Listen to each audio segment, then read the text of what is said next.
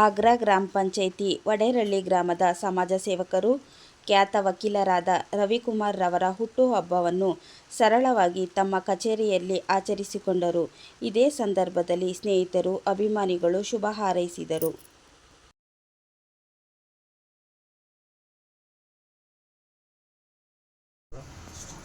Sir, ಮೊದಲನೇದಾಗಿ ನಮ್ಮ ವಾಹಿನಿಯ ಪರವಾಗಿ ತಮಗೆ ಜನ್ಮದಿನದ ಶುಭಾಶಯಗಳು.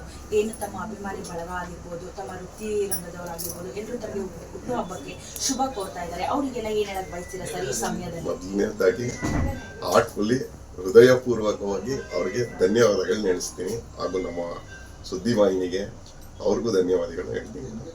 ಏನಂದ್ರೆ ಒಂದು ಹುಟ್ಟುಹಬ್ಬ, ದೇವಸ್ಥಾನ, ಬೆಳಗ್ಗೆ ತಂದೆ ತಾಯಿ ಆಶೀರ್ವಾದ, ಪ್ರತಿನಿತ್ಯದಂತೆ ಕಾರ್ಯಕ್ರಮ ಅಂದರೆ ಕೆಲಸನೇ ಇದೆ. ಮಂಡೇ ಇದೆ ಅಲ್ಲ ಮೇಡಮ್, ಸೋಮವಾರ ಇರೋದ್ರಿಂದ ಹೋಟೆಲ್ ಕೆಲಸ ಇದೆ.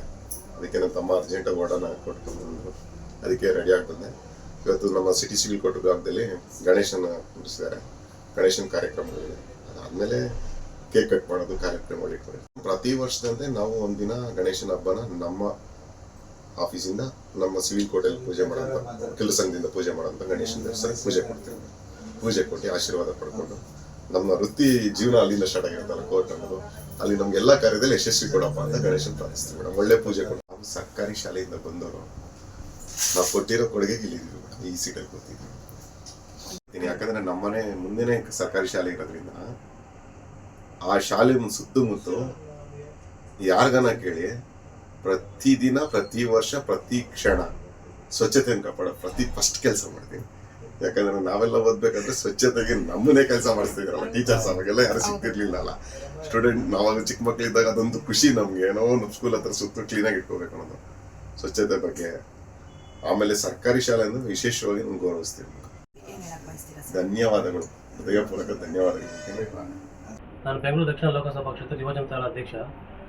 ಮೊದಲನೇದಾಗಿ ನಾವೇನು ಬಳಗ ಇದ್ದೀವಿ, ಎಲ್ಲರ ಕಡೆಯಿಂದ ಅಣ್ಣನಿಗೆ ಹುಟ್ಟುಹಬ್ಬದ ಹಾರ್ದಿಕ ಶುಭಾಶಯಗಳು. ತಾಯಿ ಚಾಮುಂಡೇಶ್ವರಿ ಇದೇ ಮೊದಲಿಂದನೂ ಸತತವಾಗಿ ಒಂದು 10 ವರ್ಷಗಳಿಂದ ನಿರಂತರವಾಗಿ ಅಣ್ಣ ಸಮಾಜ ಸೇವೆಯತ್ತ ಕೂಡ ಗಮನ ಹರಿಸಿರೋದು ನಮಗೆ ಭಾಳ ಸಂತೋಷ ಆಗ್ತದೆ. ಮೊದಲನೇದಾಗಿ ಏನು ಮಾಡ್ತಾರೆ, ಅಣ್ಣ ಯುವಕರಲ್ಲಿ ಹೆಚ್ಚಿನ ರೀತಿಯ ಆಸಕ್ತಿ ತೋರಿಸ್ತಾರೆ.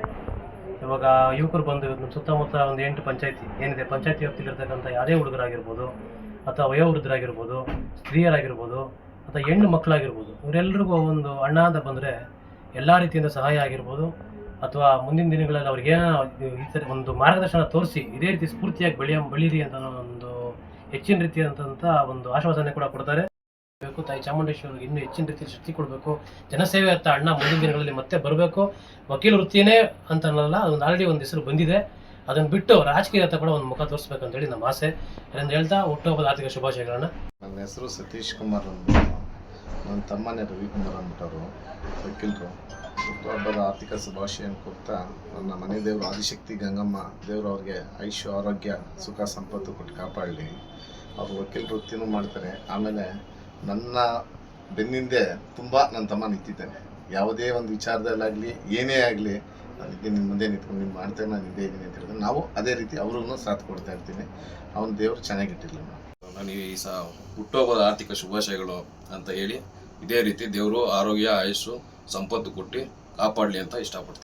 ತಮ್ಮೆಲ್ಲರಿಗೂ ಸೇರಿ ಅವ್ರಿಗೂ ಇವತ್ತು ಭಾರಿ ಅದ್ದೂರಿಯಾಗಿ ನಡೆಸ್ತಾ ಇರೋದ್ರಿಂದ ಶುಭಾಶಯಗಳನ್ನು ಹಾರೈಸುತ್ತೇನೆ. ಸಾರ್ವಜನಿಕ ಹಬ್ಬ. ಸೊ ಅಣ್ಣನಿಗೆ ಹುಟ್ಟುಹಬ್ಬದ ಆರ್ಥಿಕ ಶುಭಾಶಯಗಳನ್ನು ತಿಳಿಸ್ತಾ ತಾಯಿ ಚಾಮುಂಡೇಶ್ವರಿ ಅವ್ರಿಗೆ ಇನ್ನೂ ಹೆಚ್ಚು ಶಕ್ತಿ ಕೊಡಲಿ. ನಮ್ಮಂಥ ಯುವಕರಿಗೆ ಅವ್ರೇನು ಇವಾಗ ಎಜುಕೇಷನ್ ಇರ್ಬೋದು, ಇಲ್ಲ ಅವರಿಗೂ ನಮಗೆಲ್ಲ ಒಂದು ಪ್ರಾಕ್ಟೀಸ್ ಕೊಡೋದಿರ್ಬೋದು, ಆ ಥರ ನಮ್ಮನ್ನೆಲ್ಲ ಬೆಳೆಸೋದ್ರಿಂದ ಜಾಸ್ತಿ ಶಕ್ತಿ ಕೊಟ್ಟು ಯುವಕರೆಲ್ಲ ಬೆಂಬಲ ಹಬ್ಬದ ಶುಭಾಶಯಗಳು. ಅಣ್ಣನ ಬರ್ತಡೇ ಫುಲ್ ಗ್ರ್ಯಾಂಡಾಗಿ ನಡೆಯುತ್ತೆ. ಇವತ್ತು ಸಿವಿಲ್ ಕೋರ್ಟಿಗೆ ಎಲ್ಲರೂ ಬನ್ನಿ. ಎಲ್ಲರೂ ಅಲ್ಲಿ ಅಡ್ವೊಕೇಟ್ಸ್ ಹೆಂಗೆ ಮಾಡ್ತಾರೆ ಬರ್ತಡೇ ಏನು ಎತ್ತ ಅಂತ ಎಲ್ಲ ನೋಡಬೇಕು ಅಂತ ಕೇಳ್ಕೊತೀನಿ. ಅಣ್ಣನಿಗೆ ಹುಟ್ಟುಹಬ್ಬದ ಆರ್ಥಿಕ ಶುಭಾಶಯಗಳು.